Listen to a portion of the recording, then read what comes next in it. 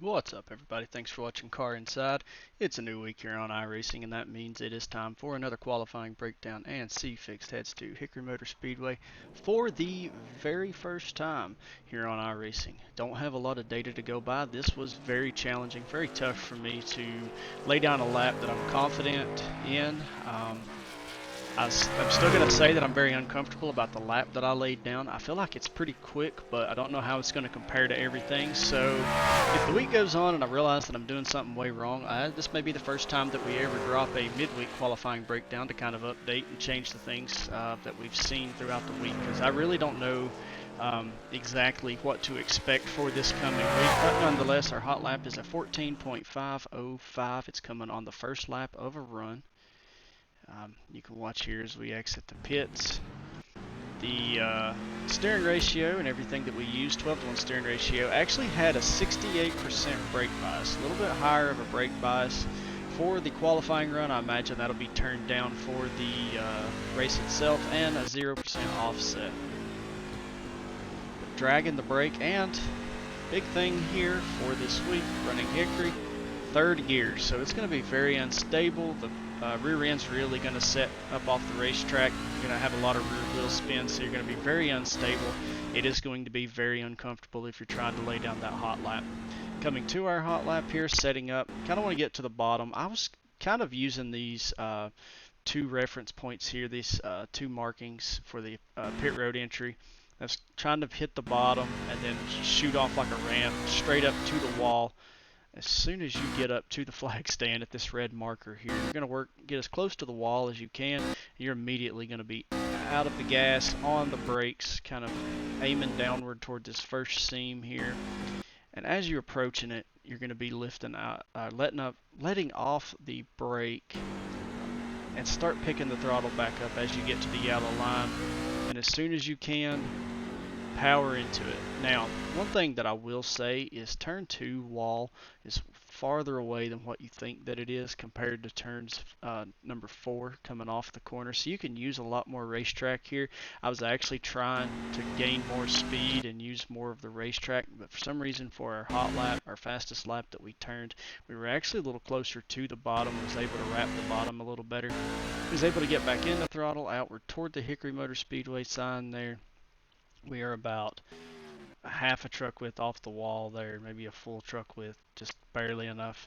Uh, Barely as close as we could get to the wall there, just enough to not upset the truck and throw the balance off. But as soon as you're going to be getting to this Hickory sign, yet again, you're going to be hitting the brake, lifting off, down kind of that first seam, you're going to be off the brake, and start picking up the throttle as quickly as you can on the bottom, back in it up off the corner for a 14.505. And then as you can see here, whenever you're hitting your hot lap and you're really throttling up trying to get to the start finish line, your next lap's pretty well going to be in jeopardy. So make sure if you're shooting for your hot lap to be lap number 1, by the time you come off of turn 4 and commit, you're going to have a lap that you're comfortable with, because you're really going to mess up your second lap or the lap thereafter, because it's hard to get the truck load up, especially considering what kind of brake bias you're using. But we'll show that lap one more time, because I'm telling you guys, it's until you drive it, it's something else. It's weird driving in third gear in a track this short. The way the setup is, it feels very unnatural, and uncomfortable is definitely the term for this week. As we know how these races typically tend to go on these short tracks. This one just being just a shade over 3/10, almost 4/10 of a mile. We know how Martinsville is.